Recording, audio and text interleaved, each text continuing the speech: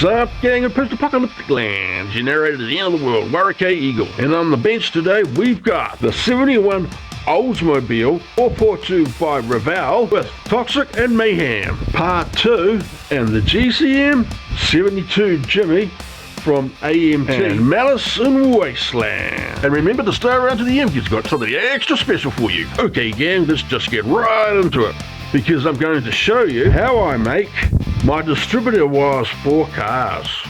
For this, you'll need 0.3mm wiring for the main wires and 0.5mm wiring for the boots.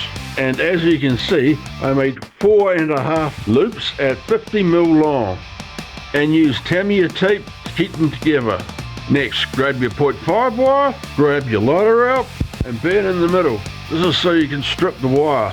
Then that wire casing becomes our boots for the distributor wires, and you'll need 18 wire casings at roughly 2mm each, as I've shown here.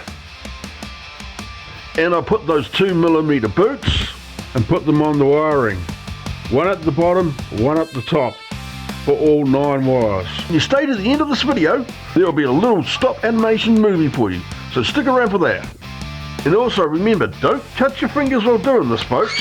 It's bloody painful. And once you slip them on, and you should end up with something like this. And I've gone ahead and duplicated that for the next engine as well, because I'm doing 2 motors at once, and now with the magic of television. Explosions! Michael Bay! Yay! And onto the oil filter, where I screwed up the decal on it and slapping on that carburetor, which gave me trouble because of my monkey fingers. You goddamn son of a bitch. First time I've ever come across a cap for a fan. But there you go, folks. And if you like what you see, please like and hit that subscribe button. It would really mean a lot to us here. God damn this carburetor.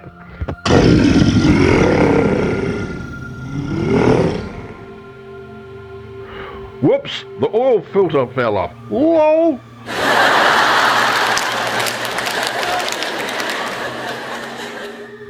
And on to the motor, and just like that, it fits like a glove. Yay! Thank you, you're all a wonderful audience. And now let's mangle in that drive shaft, shall we?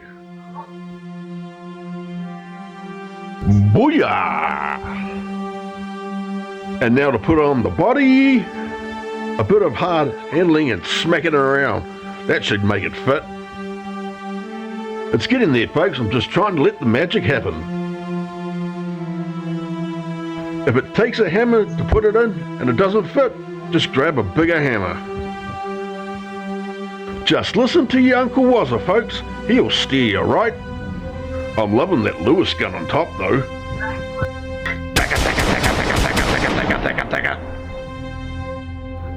And now with the engine in place, we can start doing some final touch-ups and also do some plumbing. Also, let me know in the comments, folks, what you'd like to see me build next.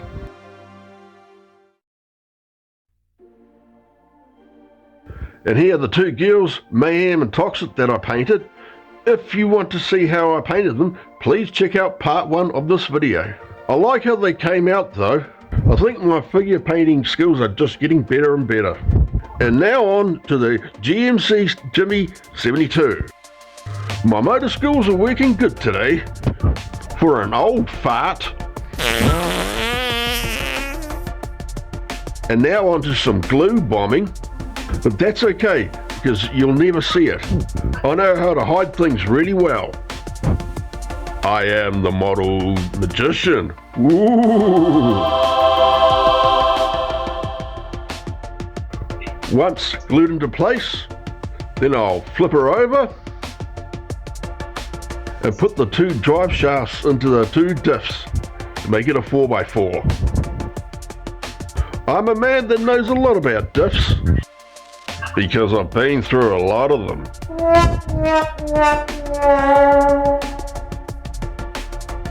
And the motor would just want to fall out now, wouldn't it?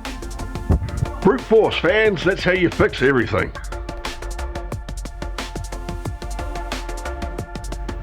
Slowly flip her around and yay, done.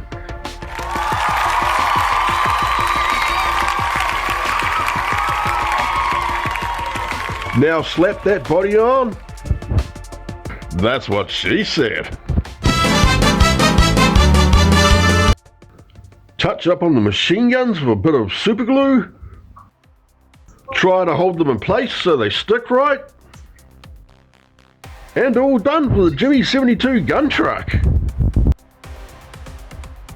And now the final results. And Malice, she came out looking very English. And the truck came out looking very South African as well for some reason.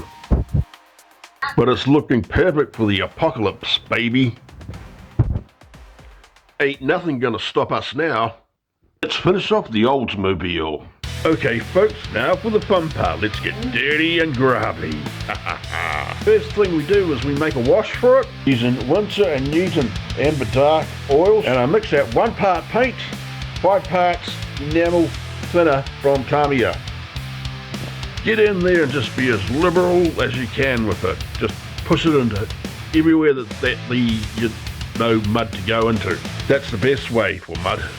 And now I'm using my homemade weathering powders. One's black powder, one's dark brown powder.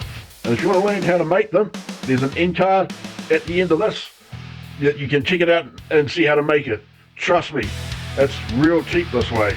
It's better than buying the stuff in the shops. Now to chuck on the plutonium fuel barrels to go awesome with my plutonium flamethrower. And I think it's come out pretty good. Hey folks, let me know what you think of my projects. All the good and the bad. You might as well tell me the bad as well. I'm always learning. And now folks, we're on to Death Race 3000.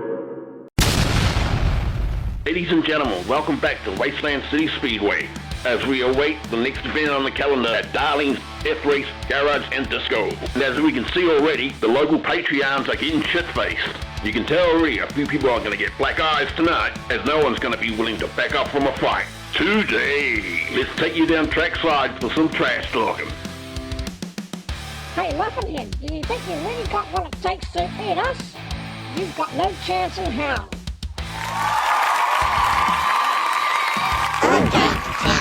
Strawberry crab and crumpets. You're the Drivers, start your engines. And they're off. Ladies and gentlemen, boys and girls, there's no love lost between these two factions. They get around the first corner, they're already head smashed into each other. This one's going to be a tight one, folks. Be down to the wire. These two drivers put the eggs on extreme. And as we come around the final corner, it looks like it's Malice for the win.